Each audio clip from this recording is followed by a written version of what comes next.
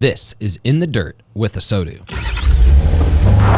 We are hanging out here with my good friend Micah. He's got a beautiful beard. If you're not watching it, if you're just listening, it is beautiful. Beard worth envying. And the hair might be doubly as beautiful. But Micah is the vice president of sales of Vistadash. Is it the industry's only agnostic analytics platform outside of Google Analytics? I don't think Google Analytics is vendor agnostic. Was that what you're going for right there? All right, he passed the test. He passed the test. You got it. Fantastic. But yeah, that's really our thing is a vendor neutral reporting. Yeah, it's really cool. So I've never heard it positioned that clearly. Vendor neutral reporting. That would make a really good value proposition. Thank you. And maybe it would look good in like a booth. It would look great. The back of nebulous vendor neutral reporting. Yeah, that's it. There it is. That's it. Thanks for joining us today. Thanks for joining us on In the Dirt. I think we need to send him a bill. Yeah, I love it. Well, so yeah, we just rebranded Vistadash. Send Dan the bill. There we go. Yeah. Well, I think that one of the interesting things about like the way that you have kind of positioned yourself within the industry is you've really embraced this like mentality of not being the out and out salesperson, like all the way through and through, right? I see you just being the people, like just being around and with people and engaging, and you do that whether it's on social or in text threads, and so I'm just encouraged. You're like, I am good. I love this podcast. It's such a good podcast. But what when you think of like, especially because you are a vice president of sales, when you think of director of sales, director of sales, sorry, yeah, that's okay. Not that he cares. But when you think of that role, that position, and especially like leading others into that, how are you walking others through kind of the way that you position yourself in a sales environment and leading others into that? Well, I think you have to be present and show up. And I think what has happened for me personally is I've learned a lot from my mistakes.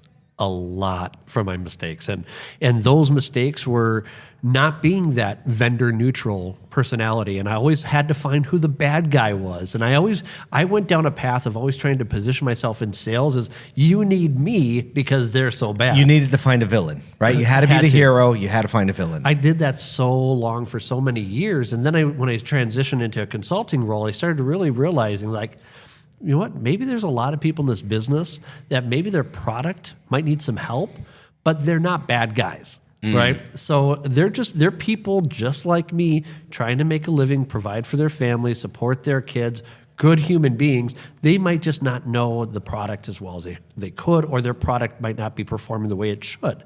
And so just giving that grace to those people and just saying, that's how I'm going to approach it. I'm here to help. I am really just here to help. And whether that is helping a client, helping a coworker, it's just, that's I've seen the results really speak for themselves that way. Yeah. Brad Pascal just sent you a trademark infringement for here to help. I don't know if he actually came up with that though. I think that phrase might have been around before Brad Pascal. Yeah. I don't know. Actually, do you know who came up with that phrase for Brad Pascal? Who? So who do you send the bill to that for? Is it fixed ops I just told him to put it on a hat. He just told him to put it on a hat. That's right? Really no, all. I mean like it's not trademarkable phrase. Yeah. But it does kind of sum up the guy. It does. It does. Yeah. And you too though. Well, I appreciate because you just that. said it. I wasn't. No, I'm not using like a fire emoji while I'm talking right now, so that Joe Jackson can come after me or anything. But yeah, exactly. What do you think is the biggest sense of relief in a client of yours when they realize something and they're like, oh, it's that easy, or I can do it? Like, what have you seen that moment be? There's a couple. One I think is probably one of the biggest is when it's like when there's a relationship between a salesperson and the client, that we don't upsell anything. That we're not. When you're like, that's it. That's it. You got everything. Wait, what? It's everything. We're not. If we improve our product, we do not charge more. It's you get the improvements because you're with us. We have legacy. I've never had to tell somebody your rate's going up, and when I'm called to check in. Big deal. Not because I'm selling you anything. I'm just checking in to see how you're doing. You probably actually get a lot more calls picked up. I get calls picked up. I get referrals. All right, there we go. And that's the feeling that I think is one of the big things, because there's so often that they're working with a vendor that's used to selling them the next thing or the next product. Yep. Because that's a business model that does help with MRR, and increasing. Hey, it's again, you're not throwing shade on that business model. No. You're just saying like people seem really relieved when they know that's not coming. Exactly. Right. So I think that's it. And then when they are looking at like trying to solve those problems, like what does the data show that can help me solve that problem? And then when they can actually see it, it's like, oh yeah, that you said it, and there it is. It's like, all right, now I can make these decisions better. So, what's 2023? What's going to be the big deal? Oh my gosh, that is a great question. I know. Well, like, look, a lot of people. He's like, well, actually, we've created 3-letter words that nobody has heard yet. Exactly. And we're going to come out with them and shock the world. Yeah. Our KPIs and TLAs have never been seen before. Yeah. That's a 3-letter acronym. We need more. What letters need to be in an acronym? I think Q. Q. If we get a Q in there. We had Z in there for a while. What was Z? Z, it was a zero engagement percentage. We had that in there for a very long. But it was always fun because when you're doing like having conversations with Canadian dealers, you couldn't say Z. It's ZEP. Yeah. What's a Z? What's ZEP mean? It's like the guy from Police Academy. Let's get into it. Yeah, right. That's amazing. No, but for real, there's so much talk. Kyle and I were saying like this time last year at MRC, which was AAAS. The first that wasn't even planned. MRC, formerly AAAS. Kyle mentioned way nicer than saying Ask Conference, but that's so. Kyle, do you beep things in the dirt? I don't. No, we don't. Okay, straight in the dirt, straight raw. So I don't know. I can't say this for sure, but I think Kyle was the first person to say the letters CDP from the stage, and now this year.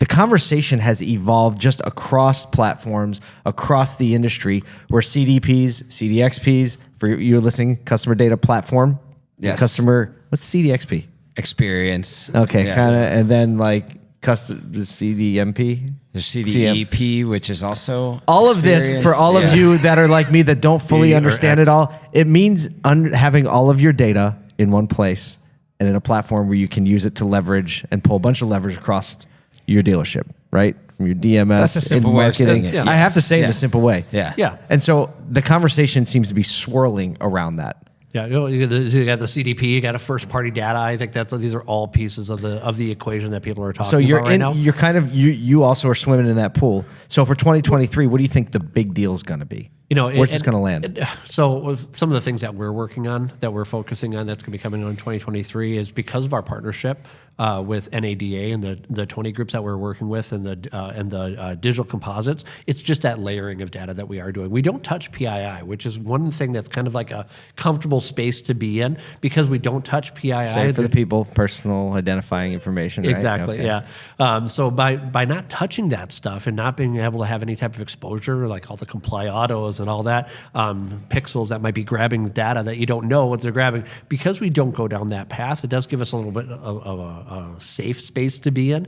But with that being said, we just got this past year we're acquired by dealer-built DMS. DMS that was built by dealers for dealers, and it's got that type of mentality. So now what we're doing is now we're starting to build out more and more, not just with the Vistadash analytics set, but also some BI. So some of that stuff that we're doing is kind of that go-between. It's BI. I don't know that one either. You say BI? B. Yeah. I. What does that mean? Business intelligence. Okay. Oh yeah, okay. I'm the level setter, right? I'm the level setter. Okay, so here's the thing. He was like, you don't know what that means? No, I really don't. No. It's not that I wasn't sure if you're like, but here's the thing: we tease each other so much in this business, and like, so like half the time I'm like, okay, how careful do I have to be? Yeah. Right. Is he just trying me on with one? No, because half of our audience also doesn't know. I'm representative of half the audience that didn't know what that meant. I apologize. So I felt really dumb for a minute. Because you stopped and I look at Kyle and he didn't say anything. I'm like, is this something I really should know? It's right? Not. Well, it's not. I mean, people throw it around. It's like, I mean, how many people have you talked to in the industry that have been in the industry for 9 months and they're finally like, okay, but what's a VDP? Right. I don't even think that's going to be a thing. Now they're changing from VDPs to with all the GA4 talk. What are they talking about? Units? They're not even talking about VDPs anymore. That like all these. And GA4, by the way, is Google Analytics 4. I swear, we're doing like a master class on We have to do this. 3-letter acronyms. You got so, to. yeah. You got. When I first got into the vendor side of it, I was actually mapping out like all of those TLAs, all the acronyms, and going through and all that. I had 2 lists actually growing. One was who did I work with? Like what was our churn of the salespeople in the company I worked for, and what was this? And I couldn't tell which was getting longer, the amount of salespeople that left the company or the acronyms. So it's kind of interesting how that can go sometimes. Micah, it's always a lot of fun to hang out with you. Excited to see what thank you. Vistadash is going to do in the next Be year fun. and how you're going to be a part of it. So appreciate you sitting down with us. Thank you. Yeah. All right. Thanks for watching this episode of In the Dirt with ASOTU. If you're new to our channel, make sure and mash that like and subscribe button. Also, check out some of these links for our other great podcasts and content.